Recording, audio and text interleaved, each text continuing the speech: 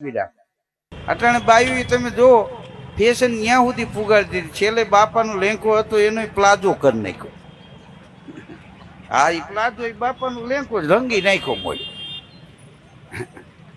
હા, એક ભાઈની ઘરવાળી કે મને પ્લાઝો લઈ દો કે પગાર નહોતો એમ 2-3 ની માથા કોઈ હાલે ને એક દી હવારમાં બાપાનો લેંકો લઈને વયો ગયો અને રંગાવીને આપી દીધો એની ઘરવાળીને. તો બાઈ પ્લાઝો પહેરીને આટા મારે, બાપા લેંકો ગોતે.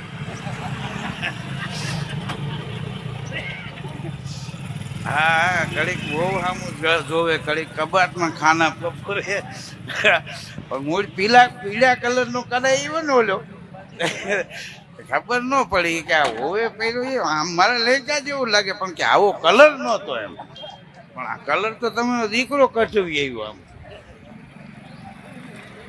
હા, એક ભાઈની ત્યાં દીકરીના લગ્ન હતા તો એને સામેવાળા વેવાઈને ફોન કર્યો કે તમે મૂંઝાતા નહીં, જાડી જાન જોડીને આવજો, પણ એટલું મને અગાઉ જણાવો કે કેટલા મહેમાન આવશે તો એ પ્રમાણે હું રસોઈની તૈયારી રાખું. આવવાની મનાઈ નથી. તો ઓલા માણસે કીધું 200 માણસ આવશે. તો એનો વેવાય કે હજી એક ચોખવટ કરી દો, એમાં એ કે ડાયાબિટીસ વાળા આવવાના કેટલા છે અને ઓલા કેટલા છે, એટલે એ પ્રમાણમાં મોડી રસોઈ પણ બનાવશું, જલસો કરો. તો એ ટોટલમાં આવ્યો તો 100 મહેમાન હતા ને જાનમાં, એ ડાયાબિટીસ વાળા આવવાના હતા ને 100 હાદા. 200 માણસનું કીધું. ત્યાં તો ગામડામાં રસોઈ, હા ગામડામાં કંદોઈ આવે, એ ખાલી ચાહણી જ ન જોવે, ચાહણીની ચીકાઈ જોવે અને ઘરતણીની ચીકાઈ જોવે. હા હા, આમ ચાહણીમાં આંગળી બોલે ફૂ કરીને જોઈ લે, ઘરતણી આમ જોઈ લે, આમાં કેટલી ચીકાઈ છે, આમાં કેટલી છે. હા, અને કંદોઈને કીધું કે ભાઈ 200 માણસ માટે લાડવા બનાવવાના છે, 100 માટે મોરા, 100 માટે મીઠા. એ લાડવા બધા બની ગયા. એમાં સરપંચ આવ્યા, એ કંદો યારે માથાકૂટ કરી કે બધું ટાઈમ ટુ ટાઈમ થવું જોઈએ, બધું વ્યવસ્થિત થવું જોઈએ, તમને કેવું ન પડવું જોઈએ આમ તેમ. તે ગમે એ કારીગર છે એ ખટાઈ પકડેલા હોય. હા, ગમે એ સારો કારીગર હોય એ ખટાઈ પકડેલો હોય.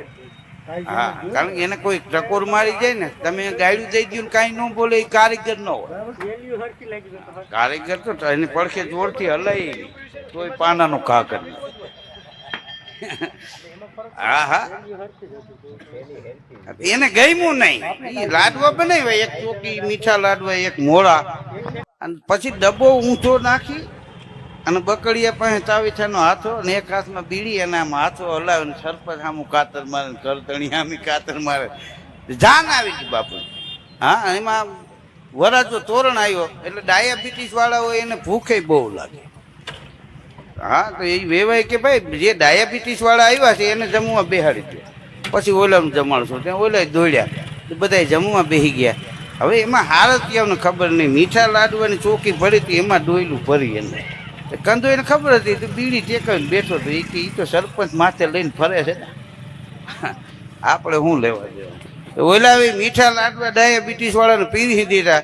નાની કાકા નીકળ્યા સલાવો કરીને. હા, હવે બધા સલાવો ત્રાહી ટોપી રાખીને.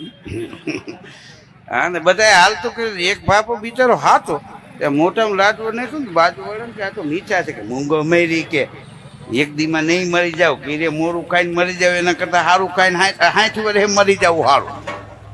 ખાઈ લ્યો અને કદાચ બહુ ડાયાબિટીસ વધી જાય મારે ઇન્જેક્શન ડાયાબિટીસના ભેગા પીડ્યા પેટમાં મારી દેવું એક.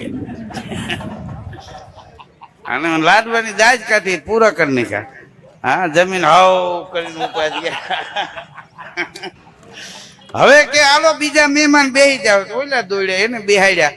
હા, અને કંદોય તો બીડી ટેકાવીને જ બેઠેલો, તાવીથાનો હાથો ને તાવીથો પોપમાં ને ઊંચો ડબ્બો નાખીને બેઠેલો. બોલો, આમાં આમ હલાવીને સરપંચ સામે કાતર મારી દે, કોઈને બોલાવ્યો થાય નહીં. ઓલા મહેમાન જમવા બેસી ગયા. પછી તો ઓલા મોડા લાડવા હતા, હરામ, એમાં કાંઈ ખાંડ કે કોઈ વસ્તુ નહીં. એ લાડવા મૂકીને વળી નાની કાકા નીકળ્યા, સલાવો લ્યો.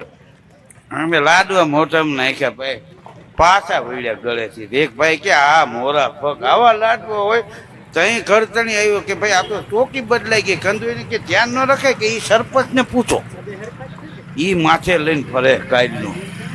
હા, હવે પછી કે હવે હું કરું તો બધા કેમ ધ્યાનમાં બધા માણસ બોલે ન હોય, 2-5 હારાય હોય કે ભાઈ એક તાણા ભૂખા નહીં મરી જાવ. ચોકી બદલાઈ ગઈ, હવે ભાત ખાઈ ગઈ. હા જોયું